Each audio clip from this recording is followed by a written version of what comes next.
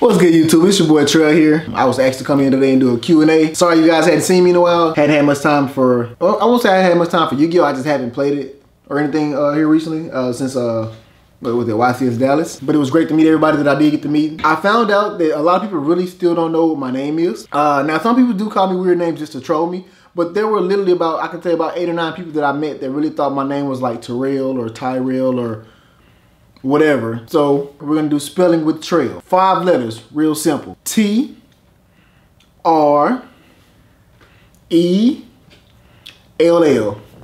Trell. 1 syllable, 5 letters. As far as the Q&A is concerned, I have not seen any of the questions. Paul literally just sent them to me, so I don't know what I'm answering.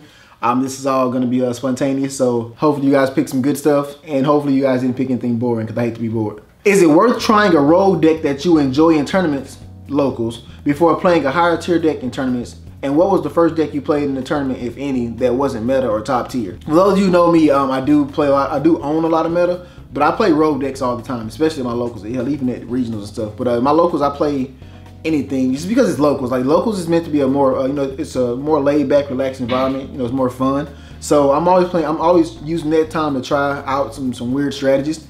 Because, I mean, you know, at regionals, you really don't want to do it as much because, you know, you're paying like $20 to get in or whatever. But at your locals, you know, you're probably paying maybe $5 or something like that, you know, and it's with friends. So why not try out this weird strategy and annoy them before you take it to a bigger region, because they actually might have some success. As far as the first deck that I played in the tournament that wasn't meta or top tier, it was literally my very first regional top deck. I played Naturias. I put it together like right before the regionals because I like Naturia Bamboo Shoot and I like Naturia Cliff. And a lot of you new players might not even know what that is, so you might have to look that up. But it's a really bad archetype. And I just decided to put it together and actually got me a top 8 invite for my first regional. So yeah, and I didn't get a chance to play it at locals because I built it like right before regionals. But I'm pretty sure I would have played it at locals if I had the time, because I really like Bamboo Shoot and I really like Naturia Cliff. First of all, I love your casual Sailor Moon cosplay from YCS Dallas. And side note on that, for anybody that met me at YCS Dallas, my hair was in buns. I let one of my patients do my hair actually. She was a little agitated and she was, you know, she was trying to calm down, and I was talking to her. So I let her play in my hair and she put buns in my head. And it was actually the night before the YCS, and so I was just like, screw it, I'll wear it to YCS Dallas. I mean, I don't care what people think about my appearance. I mean, I feel like I look decent, so I'm gonna wear weird stuff. There's no point in having a lot of hair if you can't do nothing with it. So, but on to the question. It says, I have stopped playing since a little over a year ago and was wondering what has Link format brought to the table that could bring me back to the game. I didn't leave because of the change, just a lot of life stuff happened, and the hobby had to go on hold during that period of time. I mean, during that period for me, excuse me. First things first, you should never have to apologize for putting things on hold for life, because, you know, as we get older, we understand, you know, you're adulting and you gotta put things, you know, you gotta prioritize. Now, I like to play Yu-Gi-Oh! A lot. I love the game. But even I myself don't have as much time as I used to have with playing the game, with being around friends and things like that. So my time on the videos, my time going to events, like those are all very important to me because I don't get as much time as I used to.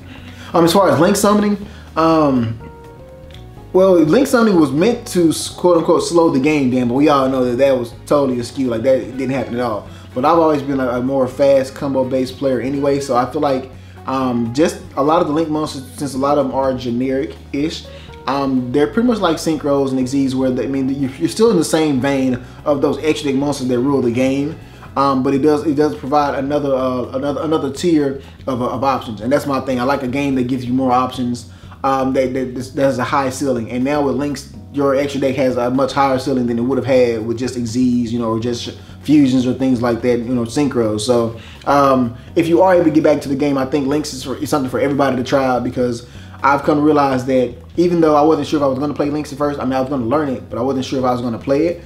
Being able to play Links gets you out of a lot more situations that you couldn't have gotten out of, you know, in previous formats. So you should definitely give that a try if you haven't. When are you going to eat more Yu-Gi-Oh cards? My hunger for quality Yu-Gi-Oh content is rising, and I'm waiting for someone to catch up and provide me with this entertainment. I see what you did there. But hopefully I won't be eating any more Yu-Gi-Oh cards ever. The only reason why I ate that Yu-Gi-Oh card is because I lost the bet that we had in that specific video. I'm not opposed to eating another Yu-Gi-Oh card if I lose another bet, but I don't plan on losing any more bets. So hopefully you guys will see maybe Paul or one of the twins eating more cards, and next time I get to stuff it down their throat, because I don't appreciate how they did me last time. It says, Captain Trell, how do you feel about someday getting your child into Yu-Gi-Oh? I'm a parent, and I like to think about one day sitting my daughter down and showing her the ropes. Well, first things first, I think Yu-Gi-Oh! Is an acquired taste, if I may say. So I can't honestly say I'm going to sit my daughter down and like introduce her to Yu-Gi-Oh! And be like, hey, you know, this is what your dad did for you and what I want you to learn. I'm literally going to let my daughter decide if that's what she wants to do. I mean, my cards are all over, well, not all over my house, but if you ever come to my house, you'll see cards, you know, in pretty much in plenty of places around my house. And my daughter's no exception. So, you know, she knows where daddy's cards is. She knows where daddy's card room is. You know, she knows what daddy's doing. So, if she gets older and you know, she shows interest in it, then definitely I'll sit her down. But I don't want to force it on her and make her feel like she has to learn it or she has to be a part of something that I am, because Yu-Gi-Oh! Is not for everyone. And I've been in the game for about 16 years, so obviously I love it. But I don't want my daughter to feel like she's forced to have to play it because her dad did. But like I said, if she shows any kind of interest, then yeah, I'm gonna go ahead and I'm a teacher. I'm gonna kick her ass while I'm teaching it, because she gotta learn, you know, dad is king of games, you know. He's the king, she the princess. You gotta crawl before you can walk. Anything you are looking forward to playing that is coming out, also show us your tats, bro. Are you getting more tattoos? If so, any ideas on what you might get? First thing first, on anything that I'm looking forward to playing that is coming out, my answer is no. And it's not that not because there isn't anything that I wouldn't want to play. It's just that I specifically as opposed to everyone else on the channel, I don't really look into like a lot of future archetypes too early.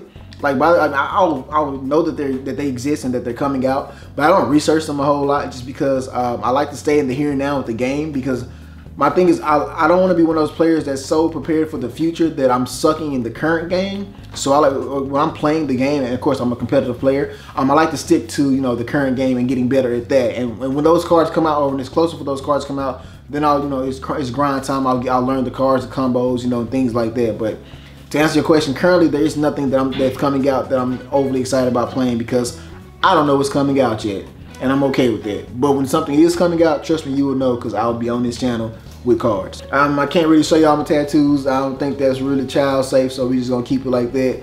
I will say that I have 16 tattoos. I do plan on getting more. I try not to get any tattoos that don't have a meaning. So out of the 16 tattoos I have, there are 2 of them that don't really have any specific in-depth meaning. Some they were just kind of cool tattoos to me. But I do plan on getting a lot more. In fact, one day you might see me and I'll be darker than I am, because I will be covered in tattoos. But I also have to be very careful with that as well. As I said, I work in healthcare, so you know, professionalism is a thing. So I've been kind of taking it slow and getting more tattoos, just so I can, like I said, I won't say I can keep my job, but just so I look professional at my job. But favorite style and rhyme scheme of poetry? Yes. So for those of you who don't know, I am a poet. I've been writing since I was 9 years old. I don't really have a favorite writing style or rhyme scheme. My style differs, and I take a lot of inspiration from just everything in life. I do a lot of humor. I do a lot of serious things. Like I do poetry on current events. I do poetry on life lessons. Like it may be something that I've experienced, something that I know of someone else that has experienced. It may be just a conversation that I may have had. But I take a lot of my writings come from a lot of things just from my everyday walks of life. And you know, it gives me my best stuff. So I'm pretty much gonna stick with that. Like I said, I don't have a specific rhyme scheme. I do like to rhyme. I just like words in general, so I'm gonna keep writing. But no specific rhyme scheme. What was or is your favorite Yu-Gi-Oh period and or format you played in? What deck were you using? Duelist Alliance, Should-Alls. So that new challenges, Duelist Alliance, all that. I guess that's the same little time frame. Construct. Construct was my favorite format. Construct was my favorite deck. Construct is my boo. Konami's fucking up. End of story. Now there are other decks I love. Everybody who knows me knows I love my junk doppel deck, but you know, you got to move on with the times. But Construct, she's here to stay. We're getting her back. I don't care what anybody says. When we get her back, y'all already know what I'm playing. Hands down. In fact, when Construct comes off the ban list, y'all should just flood the Team APS page, because y'all just be ready for me. I'm coming in hot. I got some cowboy boots and some smiley face boxers. We doing the thing, all right? Just let you know right now. Have you thought about modeling? Funny enough, I used to do like some little small time modeling or whatever, but I'm not exactly tall enough for the big time modeling. You have to be like at least like 5'10" or whatever. I'm 5'8". Yeah, I'm short, I know. But I do like taking pictures. I'm not one of those guys that's got to be tough and can't take pictures. I like to smile. I have all my teeth. I'm okay with that. And plus, I just like to smile and be approachable. So yes, you'll see me posting pictures on my social media sites just because I like pictures. So that's I'm a social media model. We'll say that, because you know I don't have enough time for anything else. Which do you think requires more skill to play properly? Rogue anti-meta decks or meta top tier decks? what's your honest opinion? Well, don't worry, I'm never gonna give you not my honest opinion. And to be honest, and with that though, it really just depends on the deck. Some people, and also depends on you. Some people can learn decks a lot easier than others, and I can't think of any deck that's ever really been hard. Like the only deck I ever had problems with learning was Ritual Beast, and then once I learned it, like I was good with it, and I didn't want to play it anymore. But and also just so y'all know, Ritual Beast is trash. I'll put that out there too. For anybody that thinks it's good, Ritual Beast is trash. Ritual Beasts are awesome. Trash. But anyway, yeah. Like I say, it really just depends on on your learning skills and on the deck itself. A lot of like Rogue and even like top meta decks, they're all one of the same. They're all one and done. They have a lot of combos, or they have their specific strategy, but they don't really veer away from that. So I can't really say that one is harder to learn than the other.